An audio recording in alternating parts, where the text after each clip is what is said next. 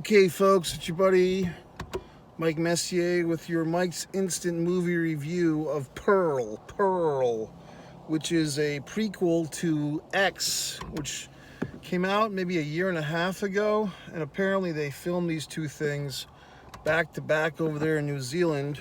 So I did see, just as a prerequisite here, I did see X whenever it came out, 2 years ago, a year and a half ago. And I didn't realize until the end of the movie, this one, when I looked on IMDb for some info here, that Pearl is a prequel to X.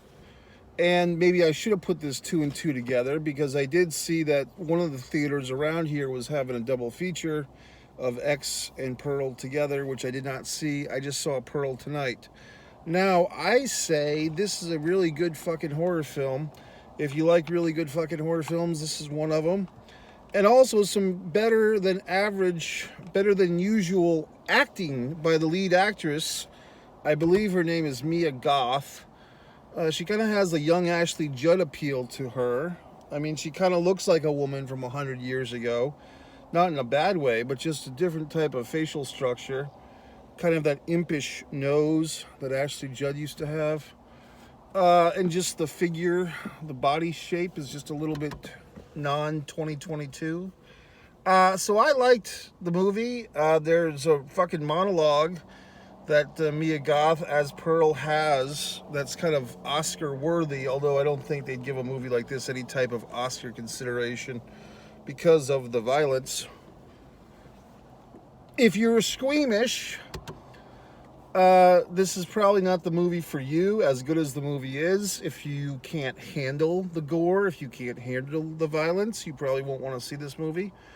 If, however, you don't mind an occasional axe to the back or a crocodile eating a goose, then go ahead and see the fucking film. Now, if you are going to go see this movie, stick around to the end credits. There's a there's a little teaser of the next of this trilogy, I guess. Maxine with 3 X's. Maxine. Which I'll go see that one too. Now I want to see X again, to be honest with you, because I want to put these 2 fucking movies in my head again. Big movie night in America, folks. The David Bowie movie. I was actually going to go see that initially. I changed my plans at the last minute to go see this. That's one of the upsides of spending a lot of quality time by yourself. You can just change your fucking mind, and you don't need a council of assholes to change your mind with. You don't need to ask a bunch of fucks, hey, can we change the plan? You just change it. You fucking have that argument with yourself, and you always win. You know what I mean?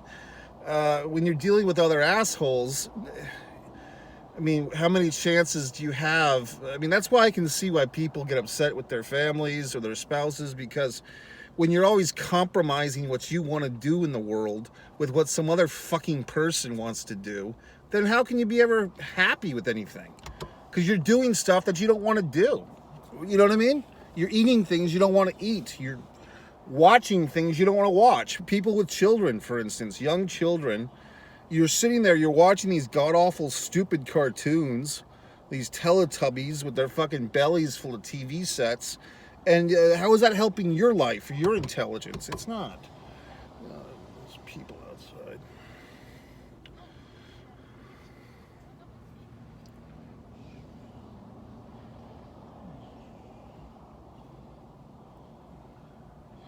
These creepy people, like they're walking around outside. I guess they walk to the movie theater. Good for them.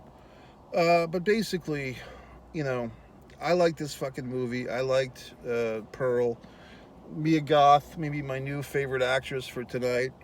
I thought she was really good. The other characters, the mother, good acting by the guy who played the father, by the way, because he has, you know, that's a simpleton wouldn't understand that he actually had a very hard job to play the guy in the wheelchair who's immobilized, paralyzed, victim of the Spanish flu. Interesting that this movie has all these references to the Spanish flu, and people are wearing masks back then 100 years ago, 104 years ago, as we're wearing them now. Kind of an interesting parallel. So that was interesting. What else? I mean, I kind of related to Pearl, to be honest with you. Just, you know, she wants an escape. She wants to get out of this muldrum fucking life that she's living. She wants to be fully appreciated for the genius that she is.